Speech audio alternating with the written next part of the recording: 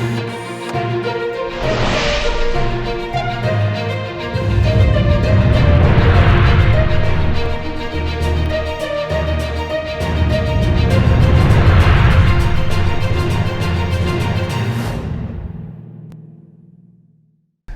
वालेकुम। वो कहते हैं ना कि एक ज़रदारी सब पे भारी। आसिफ अली खान ज़रदारी ने बहुत ही ज़बरदस्त तुर्क का पता चला है, और जहां माहौल चल रहा था कि वो वज़ीर आज़म होंगे, वज़ीर आज़म बनना चाहते हैं, सारा गेम इसी तरह से था, और उन्होंने अचानक से एक तुर्क का पत्ता फेंका है और शहबाज शरीफ साहब को वज़ीर आज़म कायद अवाम के तौर पर उनका नाम ले दिया है। 4 नाम चल रहे थे, आज नाम दे दिया शहबाज शरीफ का। ये कितना प्रैक्टिकल है, कितना प्रैक्टिकल है कि इमरान खान के ख़िलाफ़ अदम एतमाद की तहरीक मंजूर हो जाएगी, कामयाब हो जाएगी, और वज़ीर आज़म बदल जाएंगे, और उसके बाद फिर स्पीकर बदलेंगे, और उसके बाद पंजाब के वज़ीर आला बदलेंगे, और सारा मंजरनामा बदल जाएगा, और उसके बाद बड़ी तब्दीली आएंगी। कितना प्रैक्टिकल है ये PDM के इजलास, और ज़रदारी साहब की मूवमेंट कितनी प्रैक्टिकल है। ज़रा ये कहते हैं कि इस्टेब्लिशमेंट अब न्यूट्रल होती है या नहीं, इसका पता चलेगा, क्योंकि नाम का ऐलान ही सबसे बड़ा मसला था। एक तरफ ये मामला है कि क्या वफाक मुस्लिम लीग नून के हाथ में दिया जा सकता है, उस पार्टी के हाथ में दिया जा सकता है जो हिंदुस्तान के साथ एक ऐसा कुर्बत का रिलेशनशिप रखती है, बिजनेस कर रही है, वहाँ के लोगों को बग़ैर वीज़े के पाकिस्तान लाती रही है, उन लोगों को जो पाकिस्तानियों को कत्ल करते रहे हैं, पाकिस्तान के ख़िलाफ़ साजिशें करते रहे हैं, वो लोग जो उनके घरों की तकरीबात में आते रहे हैं, उनको इस्टेब्लिशमेंट कबूल करेगी ऐसे लोगों को, ऐसी पार्टी को वज़ीर आज़म के तौर पर? एक बहुत बड़ा क्वेश्चन मार्क है।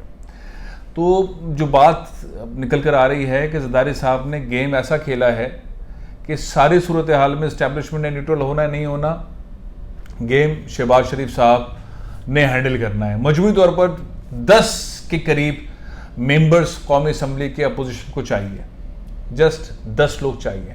अपोजिशन कहती है हमारे पास 20 लोग हैं, मौलाना फजलुर रहमान साहब कहते हैं हमारे पास भी लोग हैं, मुस्लिम लीग नून कहती है हमारे पास भी लोग हैं, ज़रदारी साहब कहते हैं हमारे पास भी लोग हैं, लेकिन मजमूई तौर पर असाइनमेंट ज़रदारी साहब के पास है कि वो करेंगे सब कुछ।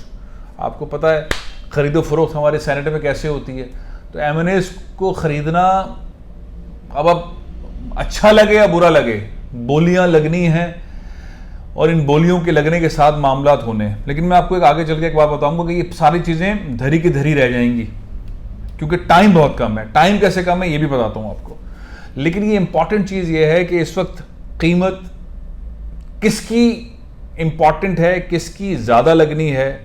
वो काफ लीग है, वो GDA है, वो MQM है। ये तीनों पार्टीज़ के अपने अपने मुतालबात हैं, हुकूमत से डिमांड्स कर रही हैं। हुकूमत कभी कहती है हम कैबिनेट में इजाफा कर रहे हैं, कभी कहती है हम यूं कर रहे हैं, कभी कहती है हम पैकेज दे रहे हैं, कभी कहती है, लेकिन उनको अब तक आसरों में रखा हुआ, और पिछले एग्रीमेंट भी एग्जीक्यूट नहीं हुए हैं। तो ये इस पोजीशन में है कि बार्गेनिंग सिचुएशन हो जाए और हमें कुछ मिल जाए, लेकिन इन तीनों पार्टीज़ का क़िबला और इनका मामला इस्टेब्लिशमेंट की तरफ है।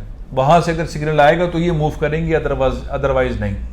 अच्छा, आज़ाद कितने उम्मीदवार हैं जिनको ख़रीदा जा सकता है, क्योंकि लोगों के मसले हल नहीं हुए, इमरान खान उस तरह से अकोमोडेट नहीं कर सके, और ज़रदारी साहब का रख रखाव, इज़्ज़त देना, अकोमोडेट करना, वो मेरा ख्याल है कि और किसी के पास ऐसी सलाहियत नहीं है। तो ज़रदारी साहब के पास ये ऑप्शन मौजूद, उन्होंने अपने आप को ख़ुद ये टास्क दिया है कि मैं ये मैनेज करता हूँ। अब ये मुश्किल क्यों है? इस सारी सूरत हाल में जहाँ पे टास्क इमरान खान को निकालने का ज़रदारी साहब ने खुद लिया है, शहबाज शरीफ साहब को आगे कर दिया है। अगर कामयाब हो जाती है तो शहबाज शरीफ साहब वज़ीर आज़म होंगे।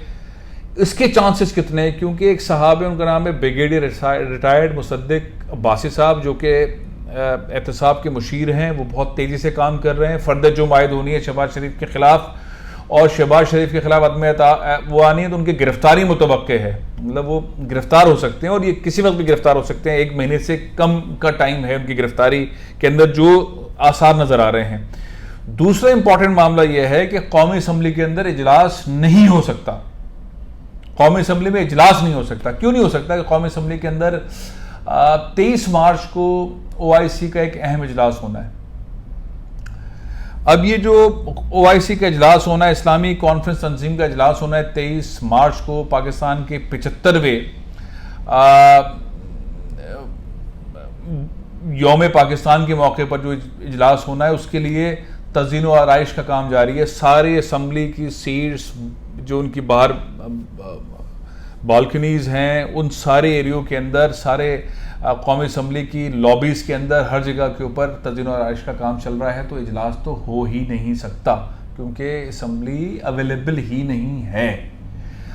और अब से जो रमज़ान में दिन बाकी बचे हैं, 2 या 3 अप्रैल को रमज़ान इंशाल्लाह होगा। तो आज से अगर आप तारीख़ों का हिसाब लगाएं, फरवरी का तो वैसे ही चंद दिन रह गए हैं, ज़्यादा वक्त बाकी नहीं है। असम्बली के अंदर काम चल रहा है, इजलास वहाँ हो नहीं सकता। तो बाकी दिन कितने बचे हैं? ज़रा ये कहते हैं कि 5 से 10 मार्च तक जो असम्बली की तज़ीन व आराइश का मामला है वो मुकम्मल होगा, और हुकूमत उसको लेट भी कर सकती है। लेट कर सकती है तो फिर इजलास कैसे होगा? और तारीख़ ज़ाहिर है जब अप्लाई करेंगे तो फिर तारीख़ का मामला है। फिर अभी मेरी थोड़ी देर पहले एक बहुत ही अहम साहब से बात हुई कि भाई अगर असम्बली में इजलास नहीं हो सकता तो आईन और कानून में कोई गुंजाइश है कि इजलास किसी और जगह किया जाए, इजलास कहीं और तलब कर लिया जाए, ऐसा कोई चांस है? अभी इसके बारे में हतमी तौर पर पता नहीं चला कि अगर अपोजिशन जोर मारे कि रमज़ान से पहले हमें ये करना है, क्योंकि फिर 1 महीने का रमज़ान है, उस 1 महीने के रमज़ान में सूरत हाल बदल जाती है, सबकी अपनी अपनी मसरूफियत होती हैं, और उसके बाद फिर टाइम कम बचेगा, उसके बाद बजट आ जाएगा, और बजट के बाद के सिनेरियो डिफरेंट होंगे। तो इमरान खान साहब लकी हैं, उनके पास वो मतलब कम ओवर्स के अंदर ज़रदारी साहब में ज़्यादा रन बनाने हैं। एक तो पहले 10 से 15-20 बंदों को जिस तरह भी तैयार करके अपने पास साथ शामिल करना है, शहबाज शरीफ साहब किस तरह से उन्होंने चलाना और हैंडल करना है। फिर साथ ही एक मामला आ जाता है कि काफ लीग की डिमांड्स, जहांगीर तरीन एंड कंपनी की डिमांड्स, MQM और GDA की डिमांड्स ज़रदारी साहब ये पूरी कर सकते हैं? किस तरह से होंगी चीज़ें, ये इतना आसान काम नहीं है। लेकिन बहरहाल एक राउंड क्रॉस कर लिया है, और इस राउंड के क्रॉस करने के बाद अब चीज़ें सारी के सारी इस्टेब्लिशमेंट की तरफ आंखें चली गई हैं। कुछ लोग कहते हैं कि इशारे ये थे कि आप थोड़ा आगे आएँ तो फिर हम आपको बताएंगे कि हम न्यूट्रल हैं कि नहीं हैं। और इमरान खान साहब के ऊपर दबाव बड़ा है, इसमें कोई शक नहीं। उनको उस मुतालबा जो उनकी ज़िद है, मुतालबा है, इन्वायरमेंट है कि मुझे आर्मी चीफ ये बनाना है, जनरल फैज़ को आर्मी चीफ बनाना है, जो कि खुलकर सामने सारी बातें आती रही हैं। और इन सारी बातों के अंदर सच्चाई कितनी है, लेकिन बहरहाल ये बातें सामने आती रही हैं कि वो चाहते हैं कि जनरल फैज़ इस तारीख को रिटायर हों। उसके बाद जब नोटिफिकेशन आ गया उसके बाद भी इस तारीख को गए और वो को कमांडर पेशावर बने। अब उससे अगर वो आर्मी चीफ बनते हैं तो फ़ौज के अंदर कहा जाता है कि इस बात को पसंद नहीं किया जा रहा। अब इमरान खान साहब को अपनी सोच बदलनी है, अपने फैसले बदलने हैं। किस तरह से वो कॉम्प्रोमाइजिंग इन्वायरमेंट के अंदर आएंगे इस्टेब्लिशमेंट के साथ, या किस तरह ज़रदारी साहब एंड शहबाज शरीफ साहब, मौलाना फजल रहमान साहब और दीगर लोग इस सारे सीन के अंदर मिलकर वो स्पेस हासिल करते हैं और अपोजिशन की इन जमातों के साथ गेयर अप करने के बाद आगे निकलते हैं। लेकिन बहरहाल मुश्किल रास्ते हैं। असम्बली के अंदर इजलास की कोई गुंजाइश नहीं है। फ़िलहाल 10 मार्च के बाद का सिनेरियो है। 10 मार्च से लेके और 23 मार्च को OIC कॉन्फ्रेंस है, यानी कि उससे पहले करेंगे हुकूमत चली जाएगी, या 23 मार्च के बाद करेंगे।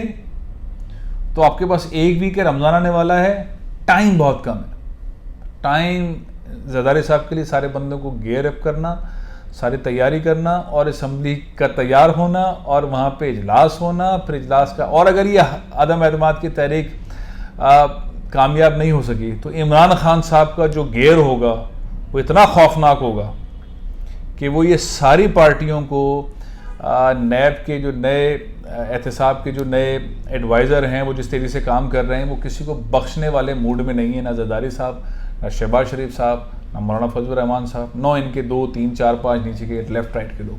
फिर इमरान खान साहब बहुत ख़तरनाक हद तक मजबूत होकर आगे निकलेंगे। ये है सूरत हाल। देखते हैं क्या होता है। फीडबैक दीजिएगा, अपनी तनकीद भी कीजिएगा, तजावीज़ भी दीजिएगा, कमेंट भी कीजिएगा। लेकिन इमरान खान साहब के ख़िलाफ़ ज़रदारी साहब का इस तरह खुलकर सामने आना और शहबाज शरीफ को सामने खड़ा कर देना, ये कोई हल्का कदम नहीं है, ये बहुत ही भारी कदम है। अब देखते हैं इस्टेब्लिशमेंट किस तरफ टिल्ट करती है। न्यूट्रल रहती है तो सिनेरियो क्या है, और इमरान साहब के साथ ही रहती है तो फिर इनका होगा क्या। जेलों में होंगे ये लोग, और अगर ये जेलों में होंगे तो इमरान का जो एक डंका है वो तेज़ी से बजेगा, और फिर अगले 5 साल भी इमरान के। प्रोग्राम में ख़त्म कर रहा हूँ, इंशाल्लाह कल फिर हाजिर हूँगा। इजाज़त दीजिए। पाकिस्तान जिंदाबाद।